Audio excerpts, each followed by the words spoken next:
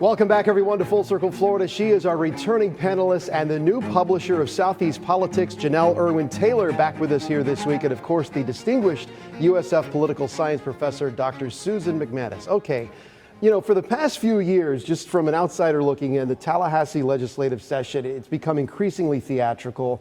Just some of the bills that are raising some eyebrows, getting some headlines. The so-called Stand Your Ground bill against Florida black bears that would allow people to shoot and kill a bear on their property without needing a permit if they feel threatened. I mean, it's a black bear, just pots and pans will scare them away. You don't need a gun. You know, these aren't grizzly bears. So that's a waste of time. Another one, restricting abortion in Florida even further. Senator Ngoglia was here on the show last week defending this ban on mail-in voting, which apparently has already been shot down. This week they were up there debating flags that can fly on government buildings. What does this have to do with working Floridians? How does this help, you know, the common person? Well, you really simplify some of them, and there'll be very differences of opinion. If you're an agricultural person and you have animals, or you're out in rural areas and a black bear comes upon you, pots and pans. It's a safety issue. Come on, be realistic. You're not understanding that the reason that we send different kinds of people to Tallahassee that have different issue priorities is the diversity of our state, economically, politically, demographically. You can't tell me that a legislator that's elected from a district in North Florida is going to have the same priorities as someone from Miami-Dade. Well, maybe they should. Like teachers leaving the classroom. I mean, we can't find enough teachers. They're leaving in droves. I don't think this is an either-or question. Now, don't get me wrong. There is plenty of legislation that has been filed that I personally find ridiculous, that a lot of people find ridiculous, and every year there are always bills that people find ridiculous. But as Susan has said, you know, different parts of the states have different priorities, and what it really boils down to with some of these more egregious type of bills is it's a base issue. This is talking to the Republican base, and that's what they need to stay afloat. Is that the issue, though, that it is political, that they're in a supermajority, they know that they can pitch these ideas because theoretically they probably could pass them if they wanted to. With abortion? I mean, they have the numbers. So what's stopping them? They're doing it because they can. Well, because some of the times it just doesn't even fly with the Republicans. Aren't all the same. They're not cohesive on every single issue, let's face it. So I want to talk about this teachers thing because we actually did a story this week. They're not getting paid, so they're either leaving the classroom, you know, doing something else for a living, or they're leaving the state.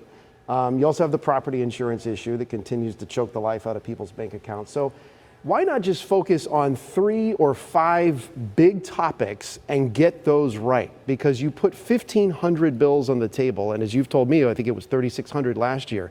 That just seems like a waste of time. Why not focus on 5 areas that you can get right, and then, you know, the bills can be subsets if you want to pitch more ideas of those 5 topics, like property insurance, teacher pay, education, something.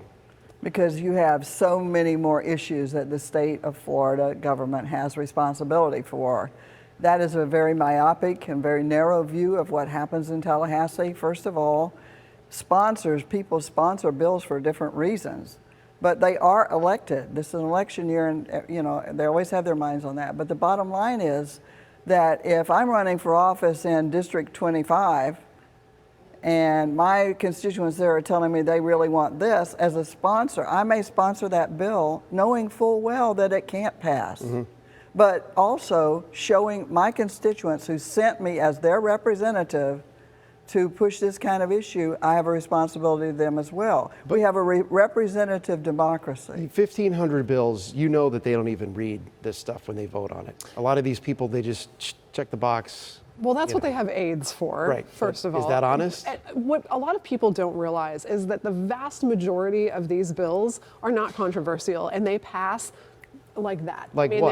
There's no discussion on a lot of these.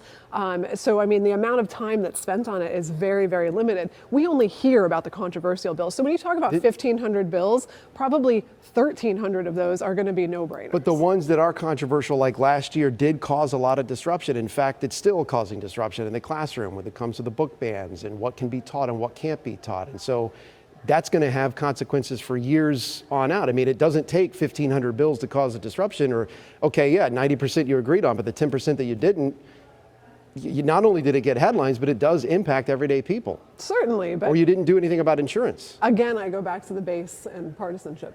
Well, the bottom line is that it's not a static process. So when you pass bills, and we have loads of examples in Congress and every other legislative body, you pass something, you think it's going to have this effect, it doesn't, you go back the next year. If there's an elaborate committee system, you've got to go through a lot of arguments.